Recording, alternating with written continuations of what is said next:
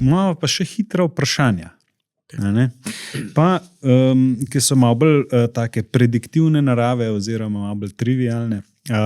Pa je ena stvar, ki me zanima, še v zvezi z vojno v Iranu. In sicer tvoje mnenje, zakaj je šla ZDA v vojno z Iranom?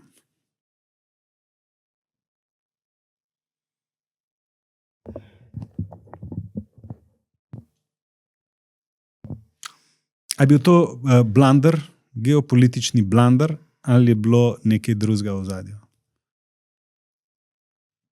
Mislim, da je zdaj za to vojno v Iranu se je govorilo že 10-15 let, pa da Iran gradi te jedrske konice. To je že bilo v času Obame pa vseh. Pa noben predsednik si dejansko ni upal iti noter v Iran. Ne. Jaz mislim, da je trenutno pač Trump bil malo potegnjen se strani Izraela v konflikt, ki ga je zdaj presenetil.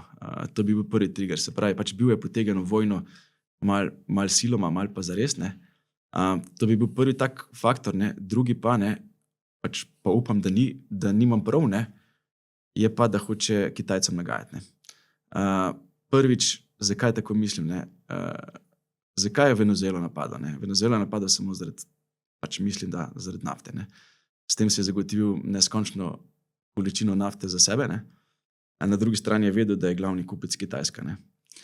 No, če preslikam to na Iran, ne, Amerika od Irana nima nič, ne. Niti lešnikov ne izvaža v Ameriko. Ne.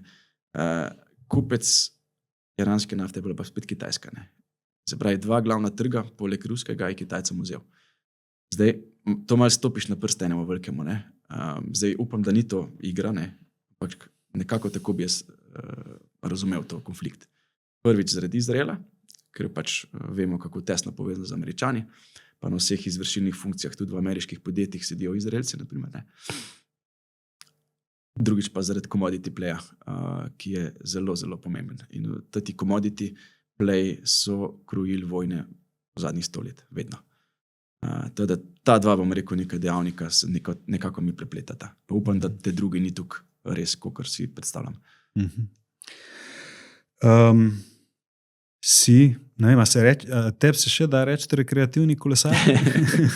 Ja, se še, dokler nimam profesionalne licence. Mislim tako, Sem že malo prestar za to. Zasledil sem tvoj post, ne, se pravi 13,000 kilometrov v letu 2025, 333 dni kolesarjenja, 142,000 višincev. Ne. Ja. Tako, ker si napisal tam, da si ob tem še v 2 podjetjih, da funkcioniraš in da si zraven še da imaš še familijo pa otroke, tako sem rekel, da sem počaščen, da si vzel čas za današnji podcast. No in iz kolesarskega sveta eno hitro vprašanje, kdo je največji kolesar vseh časov? Ja, po rezultatih ni težko ganiti, ne, da je pač, hvala Bogu, da imamo Slovence, ne, kot Tadeja Pogačarja. Drugače pa ja, navijam za vse. No. Začel sem pa za Rogliča, na primer, on mi bil tak en motivator, ne. Tudi mislim, da je za Slovenijo zelo, zelo veliko naredil. In oba dva sta nas postavila ne samo v kolesarskem smislu, ampak celotnem športnem smislu zelo visoko na svetovnih lestvicah. Teda, hvala Bogu, da jih imamo. Ja. Okay. Zdaj naslednja stvar. Kje bo S&P 500 na konec leta? Jaz mislim, da nižje, kot smo trenutno. Okay. Se pravi, nekaj se bo zgodilo vmes, ki bo to potisnilo še nižje. Okay. Zlato, konc leta? 5,000 plus. In pa še zadnje hitro vprašanje. Kako je na naslednjo krizo pripravljen Tilen Šarlah? Ja.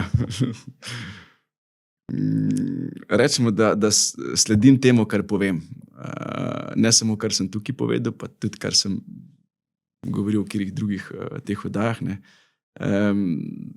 Se pravi, ta portfelj je nekako sestavljen tako, da bi mogel kljubovati tem časom. Tudi, na primer, letos je portfelj kar lepo v plusu, že v začetka leta. Zakaj? Zato, ker sem pač stavil na commodity, na plemenite kovine, na nafto, na hard commodities, kot sem jih prej omenil, dejansko tudi kar se tiče free, bom rekel, pozicij za nakup v morebitni krizi, naprimer, ne. V zadnjem letu, naprimer, dejansko to največ, kar sem kdajkoli imel v zadnjih 20 letih investiranja, se pravi, sem pripravljen na to, da če bo prišla kriza, bom imel možnost investirati, ne. Pa sem tipično bil zelo, zelo naklonjen tveganju, se pravi, zelo agresiven, kar pomeni, da sem vse svoje prihranke vedno vlagal v delniške trge. Trenutno sem postavljen zelo defenzivno, kar bi jaz rekel, da skoraj 50% portfelja ali pa 60% portfelja je free za morebitno krizo, če bo prišla. Govorijo o teh kratkoročnih obveznicah. Ja, ali pa tudi kar večina mi kar nekaj leži na denarju, da bi pač pripravljen, drugače pa ja, neke denarne inštrumente. To, drugače pa ja, tudi dolga nimam, tako da karkoli bi lahko bilo, pa če bo daj pocen denar, imam tudi možnost povečati pozicije, naprimer, ne, če bi do tega prišlo. No. To se mi zdi v redu, šel sem ven iz nepremičnin, se mi zdijo pač precenjene in v vsaki krizi, ko bo prišla, ne, se pač vedno dobijo te distressed asset, se pravi, tač bom počakal na te kakšne projekte pa nepremičnine, ki bojo dejansko, kjer jim se modil prodajati, zato ker sem prej omenil, kateri bojo nastradali v tem, ne, nastradali bojo tisti, ki so over leverage, ne. Predstavljam si, da večina teh nepremičnin zdaj po teh nenormalnih cenah, ne, so bile tudi kupane z vzvodi, ne. In tukaj se mi zdi, da pač prva panika nastala, ne. Teda tudi to, naprimer, se lahko šteje kot nek hard asset, ne, na koncu, ne, ki ti pač nudi nek skozi cash flow, ne. In zdaj v teh časih ne bi kupoval, ampak če se pa ponudi prilika v prihodnih letih, pa če padejo nepremičnine, zakaj pa ne. Teda načeloma tako, no, se mi zdi, da sem moral pripravljen, nekaj sem se naučil v zadnjih kriz, ne, je pa tudi res, da vedno 100% nisi, ne. Ampak na koncu je pač mogoče sem zamudil kak evro ali pa kak procent, ampak sem pa zato lahko kako uro več na kolesu, kar pa tudi zelo veliko šteje, ali pa družina. A lahko še eno bonus hitro vprašanje? Ja. Kdaj bo naslednja kriza? Jaz mislim, da smo že v njej, ne. Zdaj to je, jaz mislim, da to že traja, ne. Tudi čutimo jo, ne. Če me pa sprašuješ, kdaj bo pač ta, bom rekel, nek zlom ali pa karkoli, ko ga zdaj dejansko tukaj čakamo, ne. Danes v času snemanja oddaje S&P na all time high, ne. In če sem prej omenil, da moj cilj je dejansko, mislim, moj target price na S&P-ju, ne, je nižje kot zdaj, ne, se pravi, da v prihodnjih mesecih pričakujem, da bomo nižje, ne.